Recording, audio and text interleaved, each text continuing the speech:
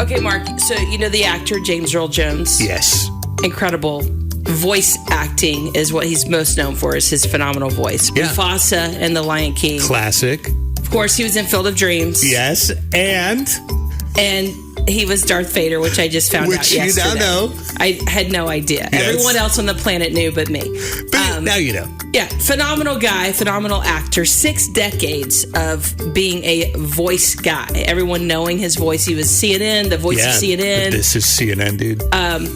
But this is what I discovered about him that shocked me. Okay. He had a stuttering problem all growing up. Seriously? Yes. As a kid, I was like, what? This guy who we know for his voice? And in fact, he was mute most of his childhood to around everyone else. So this isn't even just like a slight stuttering problem. I mean, that's like debilitating. Yes. Totally an embarrassing thing to him, where he would only talk around certain family members, people he felt super safe and comfortable with, wow. and around his animals, he said. Which is awesome, actually. Yeah. And he has this distinct memory of being in Sunday school, and he was asked to read scripture, and he can remember the kids behind him on the floor laughing really hard. And so it really impacted him, and he was just like, I'm not going to talk. Well, fast forward to high school, and he had a teacher who didn't believe that he had written a poem that he wrote. It was one of those literature teachers, and they were asked to create a poem. He did. It was phenomenal, and the teacher was like, I don't believe you wrote this. This can come from a high school kid. Yeah. And he said, if you really wrote it, then I want you to read it in front of the class. If you really wrote it, you'll remember it.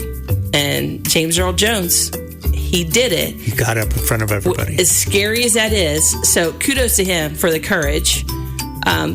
But that moment changed the trajectory of his life, because he realized, I've got this talent of creating content, basically these stories, and whenever I share this stuff, it comes out differently. So that really shifted things for him. Wow. So much so that he ended up attending after high school.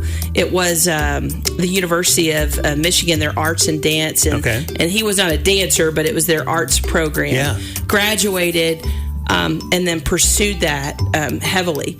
Wow. But what inspired me was that he just didn't let that stop him forever. I loved it. You see this moment where this teacher calls you out on something, which people could be mad at the teacher for that, but you never know how God's going to use that.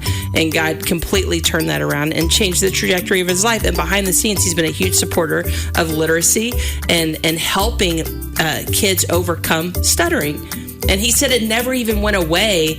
He's learned to control it. Wow. and not make it interfere with his work, but just not quitting, even in the midst of adversity. He was like, I got this thing, but I'm gonna keep going and moving forward. Love that. And I think it's easy for all of us. We may have something that's there, that's affecting us back here, and we'll allow it to shut us down. Instead of going, okay, God, you've put something in my heart. Yeah. You've put this passion and this desire. And even though this is like pushing against it, I'm going to keep moving forward. Yeah. Isn't that the beauty of him saying, hey, I'll take your weaknesses because my grace is enough. Yeah. I got you. Absolutely. That is amazing. It is our Positive Difference story of the day.